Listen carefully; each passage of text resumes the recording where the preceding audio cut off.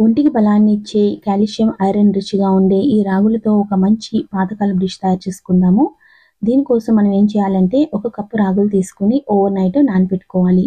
నానబెట్టుకున్న తర్వాత మార్నింగు ఒక కప్పు రాగులకి 5 కప్పులు వాటర్ యూజ్ చేసుకొని పాలు తీసుకోవాలి. ఇలా అంటే ఒకసారి గ్రైండ్ చేసి మళ్ళా పిప్పుని మళ్ళా మిక్సీ జార్‌లో వేసి మళ్ళా నీళ్ళు పోసి అలా మొత్తానికి గ్రైండ్ చేసి తీసుకోవడానికి ఒక కప్పు రాగులకి 5 కప్పుల నీళ్ళు యూజ్ చేసుకోవాలి. ఇదేమో ఫ్రెష్ కొబ్బరి.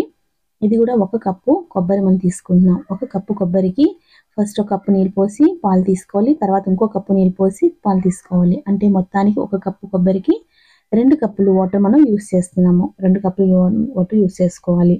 ఇలా ఇది కొబ్బరి పాలు, రాగి పాలు ఈ 2 కలిపి ఒక మందపాటి కడాయి కానీ లేకపోతే నాన్ స్టిక్ ప్యాన్ కానీ ఇందులోనే వేసుకొని ఒక కప్పు నాచిని, ఒక కప్పు కొబ్బరికి, ఒక కప్పు బెల్లం తీసుకొని మంచిగా కలిపేసుకోవాలి. ఇందులో బాగా కరిగిపోయిన తర్వాత స్టవ్ మీద పెట్టుకొని ఇలా కలుపుకుంటూ ఉడికించుకోవాలి.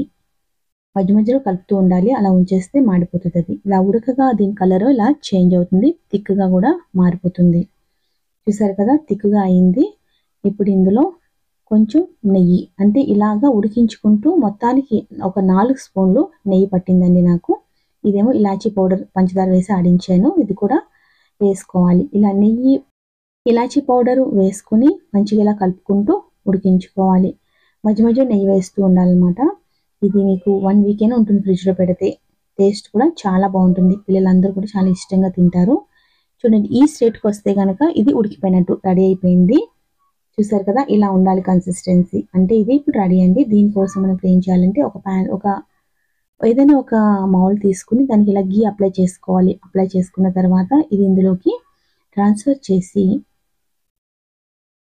ఒక 3 to 4 అవర్స్ అంటే అలా పక్కన పెట్టేసుకుంటే అది మంచిగా తయారవుతుంది. చూసారు కదా ఇలాగా జున్నులా తయారవుతుంది. మరి మీకు వీడియో నచ్చితే లైక్, షేర్ అండ్ సబ్స్క్రైబ్.